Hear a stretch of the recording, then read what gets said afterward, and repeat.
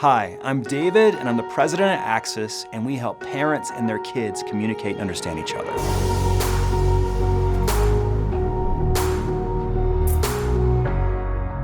One of the biggest battlegrounds for this communication right now is the smartphone. And one of the biggest questions is, at what age do I get my kid a smartphone? Well, you gotta know, that is the wrong question. It's the wrong question because it assumes two things. One, it assumes that your kid goes from not having a smartphone at all, 0% access to a smartphone, and then getting 100% access. Here's what's wrong with that. First of all, even if they don't have a smartphone, they're going to have friends who have phones. And they're just a few moments away from one of their friends saying, hey, look at my pics. And they're looking at that and they're like being exposed to all kinds of things. The other thing is that, hey, they're 12, they're 14, they're 10, it's a birthday, it's Christmas, we don't have a landline, we want to leave our kids at home, and you get them a new phone in a box.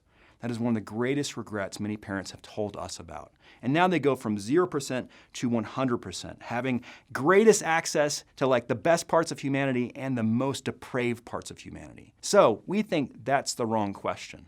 But you might be saying, okay, well, you just give me the answer. You're supposed to be answering this question of like, what age should I get my kid a smartphone? Well, first is you have to understand is, are you willing to have 3 to 4 conversations with them about this phone every week until they leave your home? So that's the first thing. If you're willing to have those conversations, that's great. The second thing is, think about a smartphone like a car, and think about your discipleship with your kid as driver's ed, except driver's ed for the phone. And so you can get them a phone whenever you want them to. Just realize and have them realize they're gonna have 15% usage of it when they first get it, or 25%. At Axis, we like to think of the 7 domains of the smartphone. First is the non-negotiables. Then you have time, location, internet, app store, texting, and social media. 7 domains. All of these have different rules.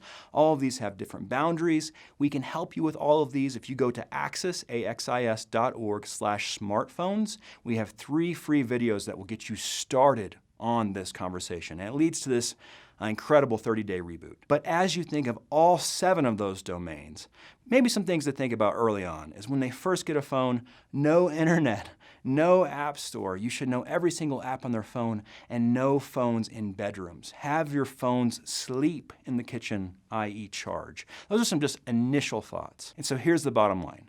We had a young lady come up to us. She was in her 20s, and she said, I've only had one real conversation with my dad. When she said that to us, we were like, no, this is catastrophic. There's gonna be so much that's lost in translation. How can you only have one real conversation? But then she paused and she smiled and she said, we've never stopped having that one conversation. As a parent, you will have a 60-year conversation with your kids. If you're a grandparent watching this, you'll have a 30-year conversation with your kids. And the smartphone is going to take up many of those conversations. So when should you get your kid a smartphone? Get it for them at any time. Just remember, you're only giving them limited access to it, and then you're building trust as they grow in responsibility to where they can have independence with the phone.